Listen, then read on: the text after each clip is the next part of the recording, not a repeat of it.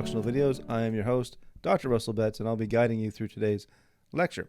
Today we'll be talking about 6.4 reactions of monosaccharides. See, we've been looking at carbohydrates in a certain way. They've been linear. They've been Fisher projections for the most part. Remember Fisher projections that straight up and down with the little bonds that go across. If you don't remember what a Fisher projection is, watch the previous video. I go into that in some detail. But that's not exactly how sugars always look. Now, they do indeed exist in that linear form. But most of the time they exist in what's called the closed form or the cyclical form. And I'll show you more about that later. But let's just discuss some chemistry of carbonyls before we move forward. Because the chemistry of carbonyls is going to explain the phenomenon I'm about to show you. Okay? So we all remember carbonyls are like this, right? These are carbonyls. And we haven't really talked about this yet, but the carbon of the carbonyl is slightly positive, and the oxygen is slightly negative. Remember the delta positive, delta negative we've talked about before. So the carbon is slightly delta positive, it's delta positive. So it's going to attract delta negative things. Here's a fun fact. Alcohols are delta negative. The O is delta negative. Oops, I got positive there. There we go. Delta negative. So this oxygen right here, I'll get my laser pointer out, right there, that oxygen right there is delta negative. That carbon is delta positive. So what happens is, get a pen here, that delta negative and that delta positive are attracted to one another. Literally, they're going to slam into each other, 3 or 4 times a second or however the number it is, right? They're just going to boom, boom, boom, boom, boom onto each other because they're attracted to each other, okay? Now, eventually, they'll form what's called the hemiacetal product. Now, notice what's happened here. Let me number the carbons in this drawing. So right here, let's call that carbon number 1, okay? And let's call this oxygen number 2. Now, this is oxygen 2 right here. There's carbon number 1, okay? So what's happened is the oxygen from right here, this oxygen right here, has attacked that carbon, has literally made a bond with it. Okay? The very common thing to happen with carbonyls and alcohols. It happens a lot. Not just in sugar chemistry. It just happens. Okay? So this is a hemiacetal. That's what they're called. All right? So when a carbonyl reacts with an alcohol, it forms a hemiacetal. Now let me just back up some of my work here so you can get a nice clean look at the hemiacetal. This is a hemiacetal where the R, this R, and that R, at least in sugar chemistry, will form a sugar of some type, will form a cyclical sugar of some type. Okay? So let's move on. That's how it works. That's what's going on here, and that's what we're trying to get through. Okay? So here we have a pretty complicated sugar, glucose. Now, pay special attention to the numbering of this carbon, or of the carbons in this molecule. Pay special attention to it. Carbon number 1 is the aldehyde carbon. Carbon number 1 is the aldehyde carbon. Make sure you see that, okay? Carbon number 6 is the CH2. And then it goes 1, 2, 3, 4, 5, and 6. Now, this molecule is going to fold onto itself. It's going to just fold, okay? Now, remember we talked before about how in nature, 5 and 6 membered rings, 5 and 6 membered alkanes, cyclopentane, cyclohexane, are quite favorable, okay? Same thing is going to occur here. The 6 membered ring is going to be favorable, all right? So watch. Carbon 1, 2, 3, 4, and carbon 5. But it's not the carbon that reacts. Remember, it's the alcohol, the OH, that reacts. So 6. Okay? 1, 2, 3, 4, 5, and then the oxygen makes the 6th member of the ring. Okay? So what literally is going to happen, literally, this really does happen, guys, is that this oxygen here is going to attack that carbon there. That oxygen is going to attack that carbon, and you're going to form a bond. Okay? Let's show that again. This oxygen right here will attack that carbon right there. They'll just slam into it. Okay? That's what happens. Now, I know it's a little weird. I know it's a little confusing because it's something that you're not used to seeing. But this molecule is going to react with itself to form a hemiacetal. Now, remember, a hemiacetal looks like this, right?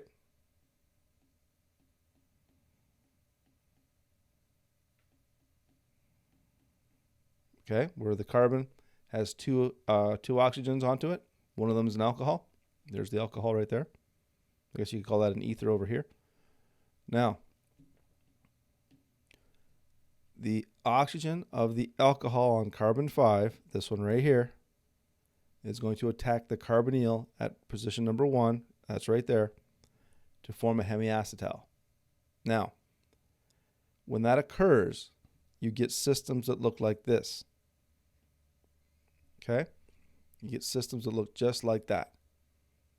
Now, why is this important? Well, it's important because you have to understand that when the alcohol attacks the carbonyl carbon, when it attacks the carbonyl carbon,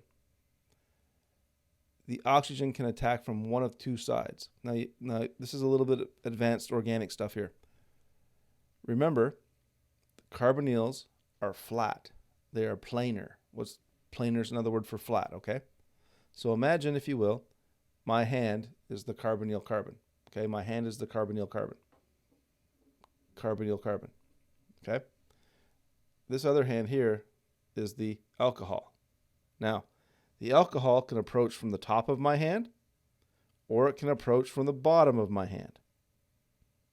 Okay? So if I'm going to slap my hand, this is my alcohol right here. That's my alcohol. If I'm going to slap my hand, I can slap it from the top, or I can slap it from the bottom, depending on how I approach. Okay? That's just how this is. Okay? So my hand can attack from here or from here. And that's equal. Okay? All things being equal, that's going to happen 50-50. Now in sugars, it doesn't happen 50-50 because all things are not equal. There's special things that are occurring inside of sugars that we don't talk about that allow one attack, either this one or this one, to predominate. But that's a whole other advanced carbohydrate topic. Okay? What you have to understand is that the alcohol can attack from the top or from the bottom and can form two different anomers. Let me circle that word for you. Anomers. Two different anomers. Now, what does that mean? And anomers are simply two molecules that are the same as each other, except for at this position right there. Okay? Except for at that position right there. Now, these are anomeric carbons.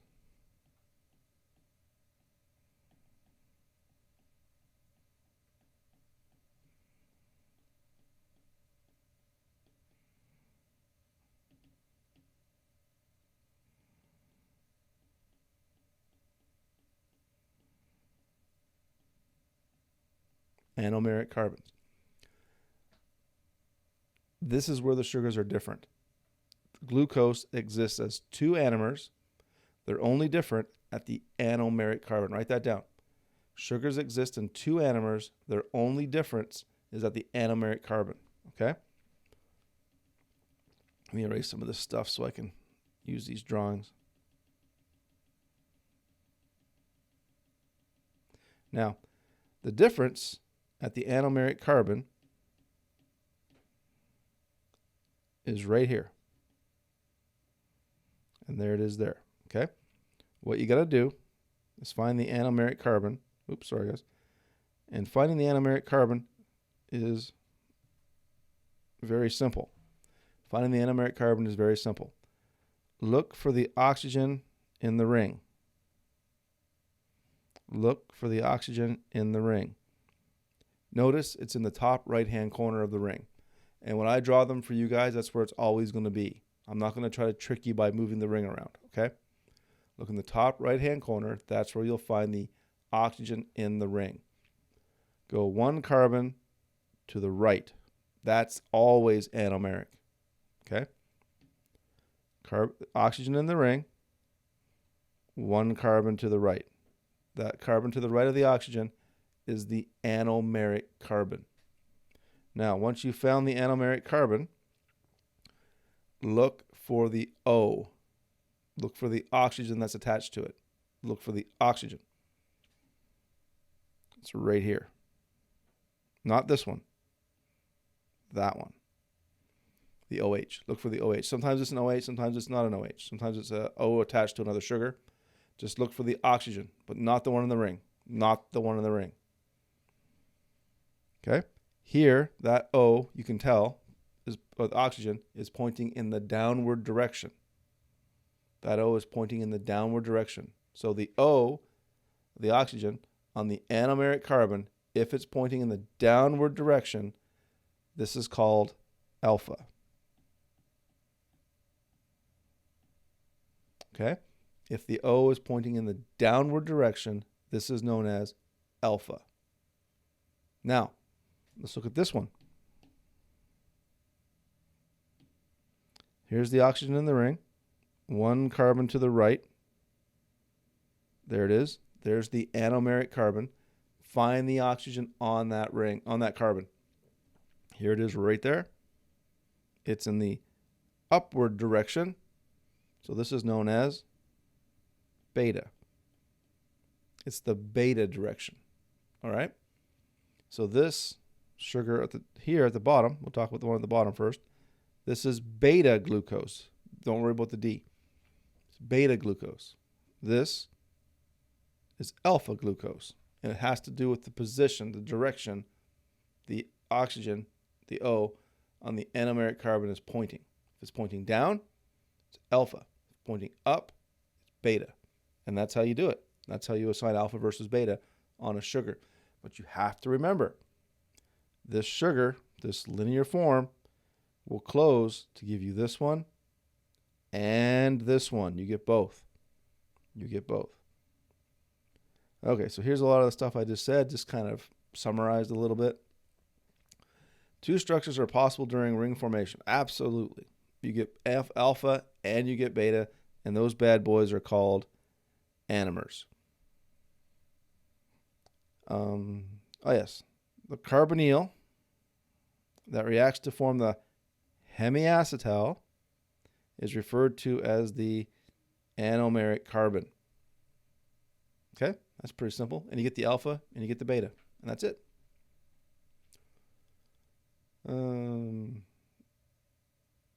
We already went over all that stuff, guys. You might want to pause here and write some of this stuff down, but I've already gone over it, so I'm just going to jump to the next slide.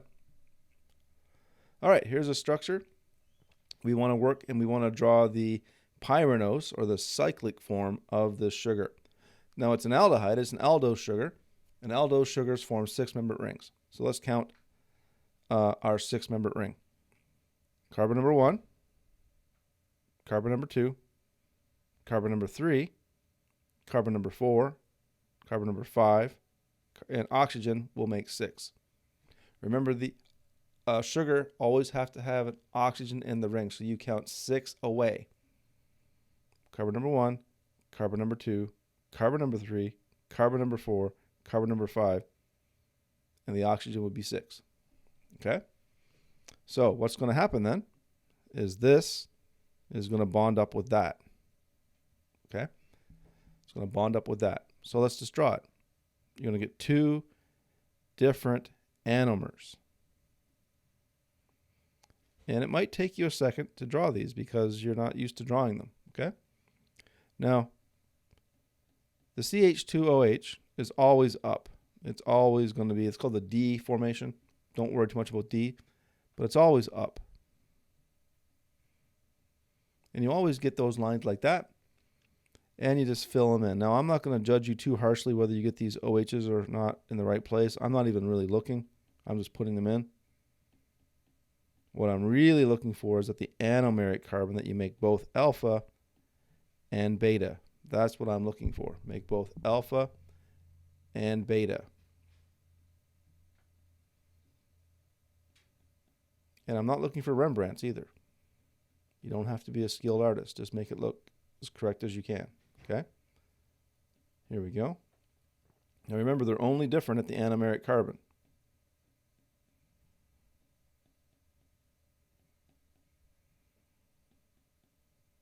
There we go. So here, there's my anomeric carbon. Here, that's my anomeric carbon. So far, so good. Now, this one is pointing up. This one is pointing down. Okay? Down is alpha. This one is beta. Okay? And all has to do with the orientation of the oxygen. All right. Here's one for you guys to try. Draw arrows to the anomeric carbons and indicate if the carbohydrate is alpha or beta. So pause the video. Look at this structure carefully. Draw it in your notes. Draw arrows towards the towards the anomeric carbon, and indicate clearly if it's alpha or beta. Pause and come back. All right, guys, welcome back.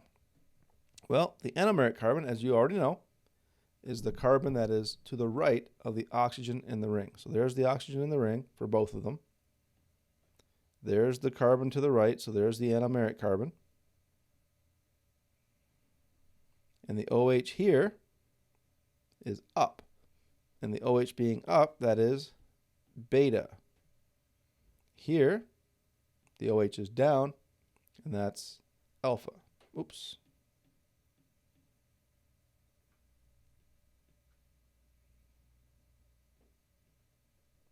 That's alpha. Now, I've been spelling the words out. I guess I should show you the abbreviations. I forgot about that. Beta, that's abbreviated like that, and alpha is abbreviated like that. These are the Greek letters alpha and beta. Okay? You could either spell the words out or you could just write the Greek letters. It's all fine for me. I understand what you mean. And this is alpha and beta. 6.4. We're still in 6.4. Reactions of ketone-containing sugars, or ketoses. Now, when you have a ketone in your ring, as opposed to an aldehyde, you make a 5-member ring. Now, aldoses make a 6-member ring, 6. Ketoses make a 5-member ring. And it's all the same rules. It's just the ring is smaller. The ring is only 5. Okay? Aldose, the ring is 6. Ketose, the ring is 5. But the alpha and beta still apply. Now, here we have a molecule of fructose. I'm not going to go too slow over this because we've already basically seen all this before. It's just the same thing, only now we're dealing with ketose instead. So here, carbon 1, carbon 2, 3, 4, 5, and that's carbon 6. But we don't worry about the carbons. We worry about the oxygen attacking the carbonyl. 1, 2, 3, 4, and then this would be our 5th member of our ring. Okay? So we're making a 5-member ring. Ketoses make 5-member rings. Okay? 1, 2, 3, 4, 5. So what's going to happen here is this oxygen is going to attack that carbon. And just like before, the carbonyl is flat. Attack from the top, attack from the bottom can both occur. Maybe not equally, but they can both occur. So when that does occur, you're going to get a 5-member ring, just like these two guys. Okay? You're going to get 5-member rings. Now, this CH2OH over here on the left is always up. So just draw it up. Just do yourself a favor and draw it up. Okay? Now, same rules apply. Same rules apply for alpha and beta. Find the oxygen in the ring, 1 carbon to the right. That's the anomeric carbon. 1 carbon to the right. That's the anomeric carbon. There are the anomeric carbons. Now remember, if the OH is down, that's alpha. Very good. If the OH is up, that's beta. All right, you got it. I knew you guys would get it. I knew you guys were smart. Okay? Now remember, these reactions are going back and forth. The ketose and the aldose are both going back and forth. So they're closing, they're opening, they're closing, they're opening, they're closing, they're opening, they're closing, they're opening. They're going back and forth constantly, okay? Usually the cyclical form is the more stable form, but they do go back and forth. They don't just stay as one. They go back and forth, all right? Pretty cool, huh? Pretty cool indeed. Here's one for you guys to try. Remember, it's a ketose because it's got a ketone in it. Count fives, 5-member ring. So pause the video and you guys give this a try. It's a little hard, but give it a try. All right, welcome back. Carbon number 1, carbon number 2, carbon number 3, carbon number 4, carbon number 5. Now that you've seen the numbering system, maybe you want to pause the video again and try now, that I've kind of given you a little hint. If you want to pause the video, feel free. Do it now. Or we can just keep going. All right. So oxygen number 5 is going to attack somehow carbon number 1, the carbonyl. Okay? And that's going to make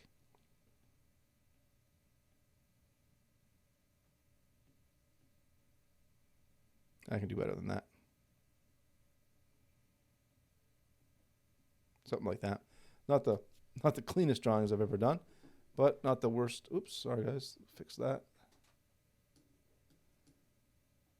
Try to get my webcam here.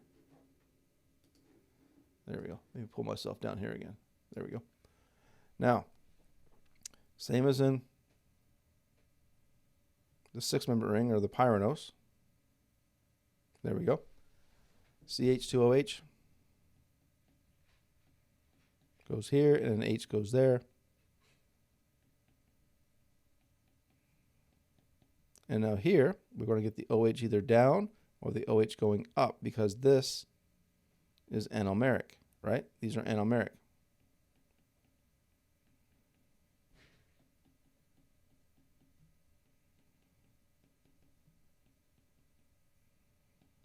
Okay.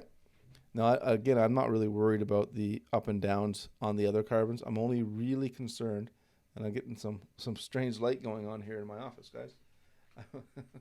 I'm also, look at me, I'm like, Anyway, I'm only really worried about the direction of this oxygen and that one. So this one up top, this is our beta, and this is our alpha. All right? That's a hard question. It's a hard question. So if you guys got it right, good for you. And here's 6.5. So I'm going to stop recording now for a while the sun is causing deformations on my face. But I hope that you're able to figure all that out. If not, just go rewatch that video again. It's actually very important. One of the things microbiology told us that you needed to know was the opening and closing of pyranose and furanose, the 5 and the 6-member ring. Furanose is 5, pyranose is 6. So I really kind of harped on it a little bit because I want to be helping you guys as much as I can as you move forward into microbiology. All right, guys, so now with that, I want to wish you good luck and good chemistry.